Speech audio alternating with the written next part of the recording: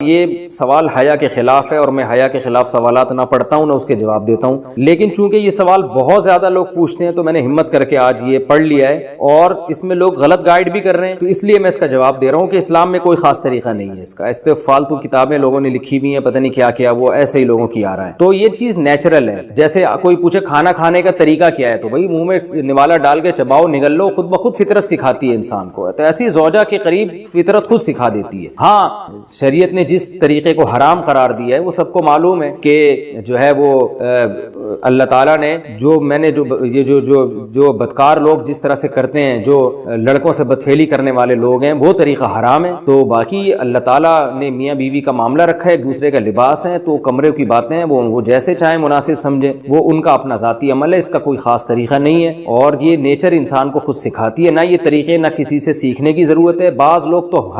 حد درجے کی بے شرمی کرتے ہیں، وہ شادی سے پہلے جو ہے وہ فحش فلمیں دیکھتے ہیں تاکہ ہمیں طریقہ آ جائے، یہ انتہائی درجے کی بےہودگی ہے، انتہائی درجے کی ایک لعنتی عمل ہے۔ تو یہ کوئی خاص طریقہ نہیں ہے، میاں بیوی ایک دوسرے کا لباس ہیں، وہ جس طرح سے ایک دوسرے کو سیٹسفائی کر سکتے ہیں وہ کر لیں، تاکہ ان کی توجہ کسی اور طرف نہ جائے، وہ حلال کی تسکین ان کی بند کمرے کے اندر ہو جائے، اور یہ باتیں لوگوں سے شیئر بھی نہیں کرنی چاہیے۔ آج یہ بھی ایک حرام کاری ہو رہی ہے، میں بہت سخت الفاظ استعمال کر رہا ہوں اس لیے کہ یہ، اور میرے پاس کوئی ہلکا لفظ نہیں ہے۔ وہ کیا ہوتا ہے کہ مرد اپنی زوجہ سے ہم بستری کر کے اس کے راز دوستوں کے سامنے فاش کر رہا ہوتا ہے، میں نے ایسے کیا، میں نے ایسے کیا، لڑکیاں بتا رہی ہوتی ہیں اپنی فرینڈز کو کہ میرے شوہر نے میرے ساتھ ایسے کیا۔ یہ بہت لعنتی عمل ہے۔ آپ صلی اللہ علیہ وسلم نے فرمایا جو عورت اپنے شوہر کے راز یا شوہر بیوی کے راز فاش کرتا ہے اس پر لعنت ہے، حدیث کا مفہوم ہے یہ۔ تو یہ بند کمرے کی میاں بیوی کی باتیں، جس طرح سے وہ ایک دوسرے کو سیٹسفائی کر سکتے ہیں وہ کریں، ایک دوسرے کے لیے وہ حلال ہیں، اور بس وہ طریقہ جو لڑکوں سے بدفعلی والا طریقہ ہے وہ طریقہ اسلام میں حرام ہے۔ اور اسی طرح اورل سیکس پہ بھی میں ایک کلپ ریکارڈ کروا چکا ہوں، وہ بھی سن لیا جائے، یا علماء کی جو اس بارے میں رائے ہے وہ دیکھ لی جائے۔ تو اس کے علاوہ جو بھی ہے میاں بیوی ایک دوسرے کے لیے اللہ نے حلال کیے، کوئی خاص طریقہ نہیں ہے، اور یہ حیا کی باتیں، ان کو بند کمرے کے اندر ہی رہنا چاہیے ان چیزوں کو۔ اور اس کے لیے جو فحش فلمیں دیکھی جا رہی ہیں یہ بہت غلط حرکت ہے، اور اس کو نا ایک ایجوکیشن کا نام دے دیا گیا اس زمانے میں، اور سیکس کی تعلیم کے نام سے بچوں کو پڑھایا جا رہا ہے اسکول میں، یہ سب بےہودگی ہے۔ لاکھوں سال سے انسان کہ سورج اور چاند اللہ کی نشانیوں میں سے ایک نشانی ہے، لا ينکسفان بموت احد حیاتہ، نہ تو یہ کسی کی موت کی وجہ سے گرن ہوتے ہیں، نہ کسی کی زندگی کی وجہ سے، اس میں کوئی اسکول کالج بل یخوف اللہ بہما عبادہ، اللہ ان کے ذریعے اپنے بندوں کو ڈراتے ہیں۔ یہ بخاری مسلم کی حدیث ہے،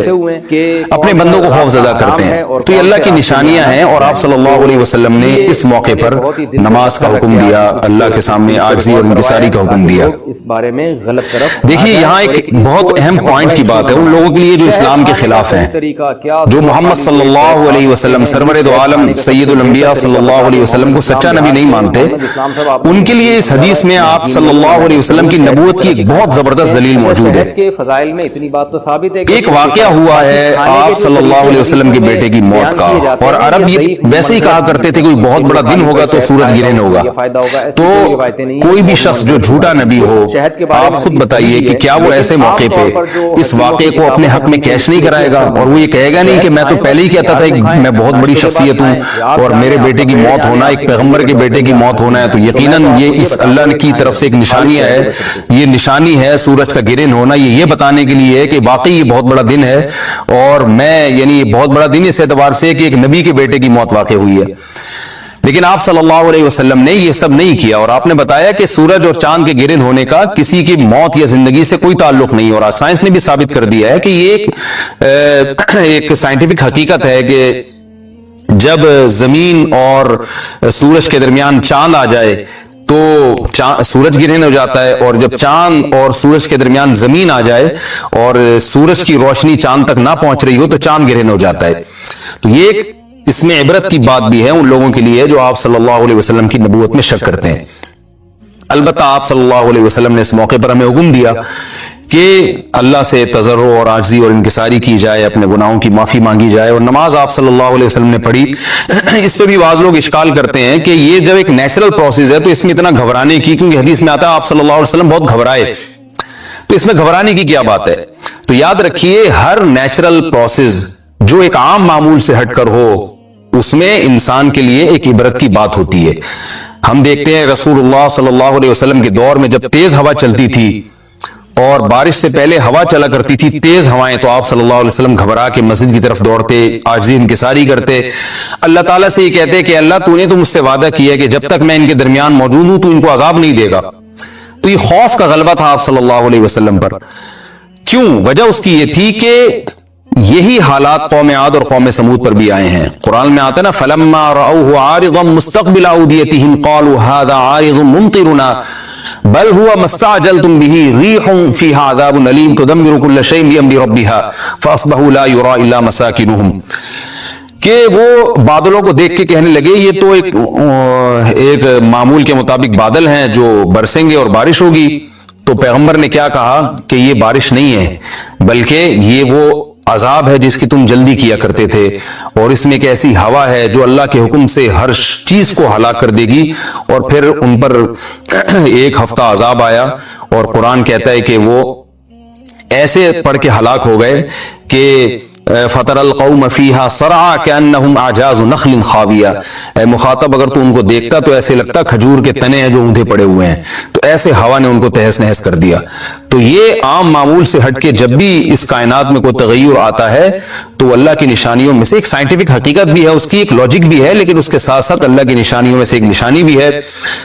اور ایسی نشانی ہے جس سے ہمیں ڈرنا چاہیے کہ اللہ تعالیٰ کو اختیار ہے، وہ جب چاہے سورج کی روشنی چھین لے، چاہے کسی بھی طرح سے چھینے۔ اور یہ بھی ایک سائنٹیفک حقیقت ہے جو آپ صلی اللہ علیہ وسلم کی نبوت پر جس نے ایک مہر لگا دی ہے کہ سورج اور چاند کا گرہن ہونا، اگرچہ اس کی ایک لاجک ہے کہ چاند سورج کے سامنے آ جائے تو سورج گرہن ہو جاتا ہے، لیکن اس بارے میں جو hماری تحقیق ہے، جو سائنسدان کہتے ہیں کہ یہ وقت اس یعنی خطرے کا وقت ہوتا ہے، سورج سے ایسی خطرناک ریز نکلتی ہیں جو نقصان کا سبب بن سکتی ہیں، تبھی بعض حضرات سورج کی طرف دیکھنے سے بھی منع کرتے ہیں۔ اور یعنی نظام میں تھوڑی ایک عام نارمل روٹین سے ہٹ کے اس کائنات کا نظام چلتا ہے، تو اس لیے یہ اس کائنات کے لیے، زمین کے لیے ڈینجرس ہو سکتا ہے، اور جو گریوٹی اور جو کشش کا نظام ہے اس میں بھی خلل واقع ہوتا ہے۔ تو ایسا نہیں ہے کہ یہ بالکل ایک نارمل کنڈیشن ہوتی ہے اور اس کا کوئی نقصان ہی نہیں ہے، یہ بالکل غلط ہے، اس میں نقصان کا بہرحال خطرہ ہے، اور اس بات کا امکان موجود ہوتا ہے کہ قدرت انسانوں سے انتقام لے یا انسانوں کو نقصان پہنچائے۔ اور ویسے بھی جن کے دلوں میں اللہ کا خوف ہوتا ہے وہ تو ویسے ہی اللہ کے وَهُم مِّن خَشْيَتِهِ، قرآن مجید میں اللہ تعالیٰ کے ارشاد ہے کہ مشرکین بار بار یہ سوال پوچھتے تھے قیامت کب آئے گی کب آئے گی، اللہ فرماتے ہیں لیکن جو مومنین ہیں ان کو اس سے غرض نہیں ہے کہ کب آئے گی، والذین آمنوا مشفقون منها، وہ تو قیامت سے گھبراتے ہیں کہ پتہ نہیں ابھی نہ آ جائے۔ تو جس کے دل میں اللہ کا خوف ہوتا ہے اس کے زندگی گزارنے کا طریقہ کچھ اور ہوتا ہے، وہ بات بات پہ اللہ سے ڈرتا ہے، اس کو اللہ سے ڈرنے کا بہانہ چاہیے، اس کو توبہ کا بہانہ چاہیے۔ تو اس بحث میں پڑھنا کہ یہ تو ایک لاجیکلی ایک سورج کی روشنی غائب ہو جائے